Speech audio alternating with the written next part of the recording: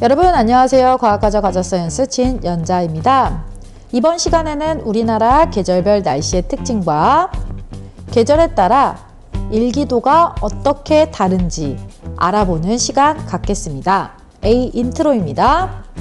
2020년 6월 11일 목요일 9시 기상청에서 다운받은 일기도입니다. 살펴보니 굉장히 복잡하네요. 이렇게 복잡한데 선이 보이네요. 등압선입니다. 기압값을 같은 기압의 그런 곳을 연결한 선이고요. 고기압 그리고 저기압 보입니다. 그래서 일기도를 통해서 고기압과 저기압을 알 수가 있고요. 여기 보면 일기기호가 있는데요. 이 일기기호를 통하여 구체적인 기온, 이슬점, 구름의 양, 풍향, 풍속 등의 값을 알 수가 있습니다. 그리고 더불어 일기도를 통하여 무엇을 알 수 있냐 하면 앞으로의 날씨, 즉 일기예보를 알기 위하여 일기도를 분석합니다. 오른쪽에 있는 것은 위성사진인데요. 왼쪽과 좀 다릅니다. 뭔가 색이 들어가 있고 하얀 부분 뭐일까요? 구름이죠. 일본은 구름이 굉장히 많이 껴있고요. 우리나라는 몇 개 구름이 껴있는 모습이 보이네요. 이 위성사진은 천리안 2A호에 의해 촬영된 것으로 2018년 10월에 발사되었고 한반도를 2분 주기로 관측하고 16개의 채널로 관측을 합니다. 이것은 기초적인 값, 기온, 바다의 온도, 기압 등의 값을 측정하고요. 아래 보이는 태풍, 폭설, 집중호우 이런 다양한 값들도 관측합니다. B 일기도입니다. 일기도의 개념부터 한번 보고 가실까요? 일기도란 기상정보를 지도에 기호와 숫자로 표현한 것입니다. 기상정보라면 날씨, 기압, 기온, 구름의 양, 풍향, 풍속, 전선, 종류, 다양하죠? 등을 표현한 것인데요. 고기압, 저기압, 온대저기압도 보이네요. 이런 식의 정보를 일기도에 간단하게 표현한 것입니다. 그런데 이때 기온의 값, 날씨들을 글로 쓸 수 없기 때문에 기호로 일기기호로 표현했는데요. 구름의 양 보면 하늘 전체에 대하여 구름이 덮은 양을 퍼센트로 표현한 것입니다. 보면 동그란 것 위쪽에 긴 막대는 바로 바람에 불어오는 방향을 나타낸 것이고요. 끝쪽에 있는 깃은 풍속, 기온, 소나기, 일기, 이슬점, 그리고 기압까지 이 하나의 일기기호에 나타낼 수 있습니다. 그중 풍향에 대하여 좀 더 자세하게 알아볼 것인데요. 동서남북 방위 표시하고요. 만약 이쪽에서 바람이 불어옵니다. 그럼 무슨 풍일까요? 바로 북서풍이 됩니다. 만약 이쪽에서 바람이 분다면요. 남동풍이 되겠죠. 만약 이 아래쪽에서부터 불어온다면 남풍이 됩니다. 그래서 일기기호 중 풍향에 관련된 정보 좀 더 상세하게 알아보았습니다. 일기도를 그리는 방법 한번 알아볼 건데요. 등압선을 그리는 방법, 기압이 같은 것을 선으로 나타낸 것으로 기압 분포를 통해 날씨 예측을 할 수가 있습니다. 일기도를 통해서 현재 날씨와 앞으로의 날씨를 알 수가 있는데요. 실제로는 이렇게 측정된 기압값만 나와 있습니다. 그것을 같은 지점을 연결하여 선으로 하는데요. 기준이 1000헥토파스칼입니다. 그리고 간격은 4헥토파스칼 간격으로 그린다라는 것입니다. 그리는 방법 빠른 영상으로 한번 보시겠습니다.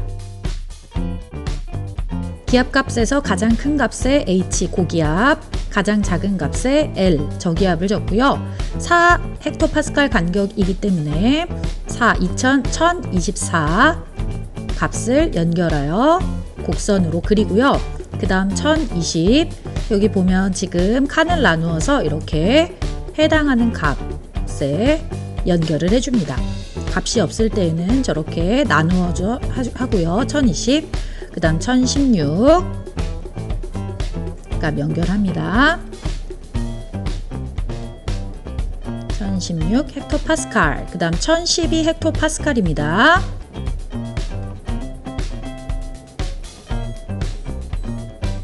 그 다음 1008 헥토파스칼,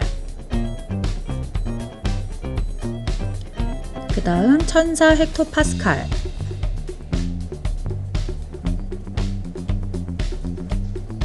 네, 이렇게 해서 일기도를 그리면 되고요. 여기에서 마무리할 때에는 일기도 모양을 보고 값이 없는 곳에 일기도를 약간 수정하여 줍니다. 마무리되었습니다. C 우리나라 계절별 일기도 살펴보도록 하겠습니다. 봄철 보게 되면 저기압과 고기압이 이렇게 반복되어 나타나는 양상 보이고요.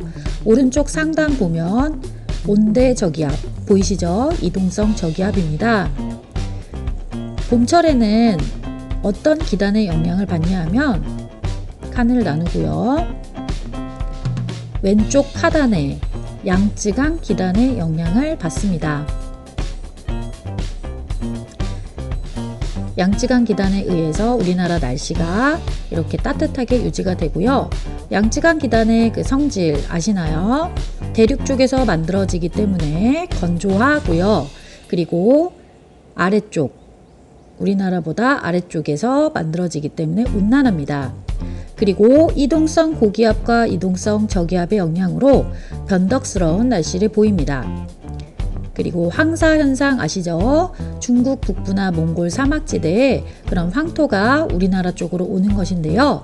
그 이유는 무엇이냐면 겨우 내내 눈과 얼음에 의하여 얼었다가 그것이 녹으면서 공기 중으로 증발하여 편서풍에 의하여 우리나라로 이동하는 것입니다.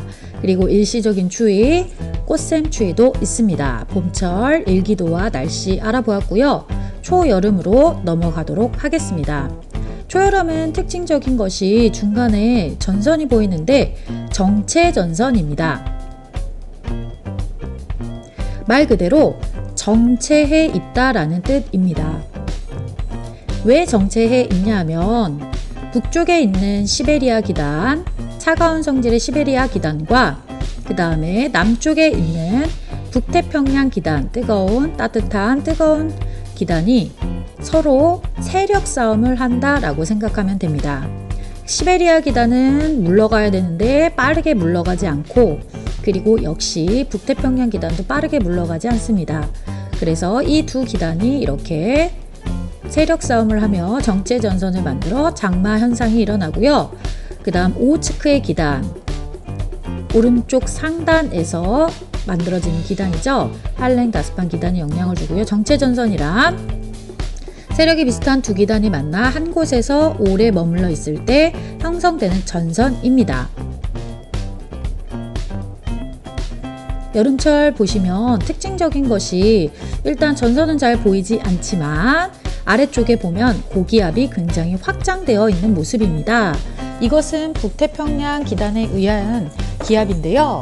그 바다, 물은 비열이 큽니다. 그렇기 때문에 온도 변화가 작아 상대적으로 육지에 비하여 온도 변화가 작아 냉각되어 고기압을 형성합니다. 북태평양 기단에 의한 고기압, 그래서 남쪽에 고기압이 형성됩니다.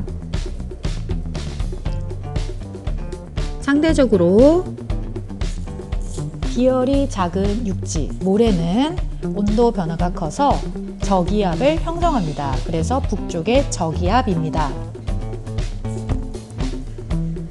기압 배치 보시면 남쪽에 고기압, 북쪽에 저기압, 그래서 남고 북저형 기압 배치를 보이고요. 바람의 방향 함께 생각해 볼까요? 일단 방위 표시하시고요.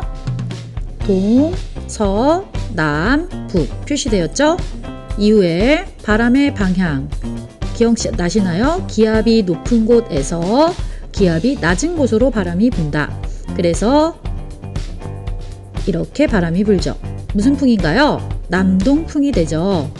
그래서 여름철에는 남동 계절풍의 영향을 받는다라는 것입니다. 그리고 무더위와 열대야 현상 여러분들 아시죠? 밤에 온도가 내려가지 않아 너무 더워 잠이 오지 않는 밤인데 그 기준이 25도씨입니다. 25도씨인 이유가 너무 궁금해서 선생님이 찾아봤는데요. 왜 그러냐면 지구의 평균 온도 15도, 15도보다 낮으면 춥다고 생각하고 15도에서 23도가 활동하기 좋다고 생각합니다. 그리고 18도에서 20도 사이가 최적의 수면 온도인데요. 특히 23도를 넘게 되면 잠을 자기 어렵다고 합니다. 그래서 그 한계 온도를 25도로 설정해야 했다고 합니다. 그리고 여름철과 가을철에 이어서 태풍 현상이 있는데 태풍은 강풍과 많은 비를 수반한 저기압이죠. 그래서 이 태풍 현상도 여름에 있다는 것 알아두시기 바랍니다. 가을로 넘어가겠습니다.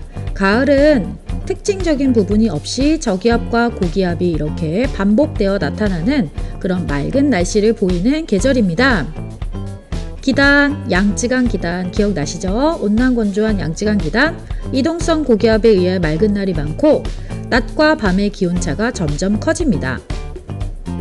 그리고 수증기가 얼음이 된 서리가 내리는 현상이 있다는 것 알아두시기 바랍니다.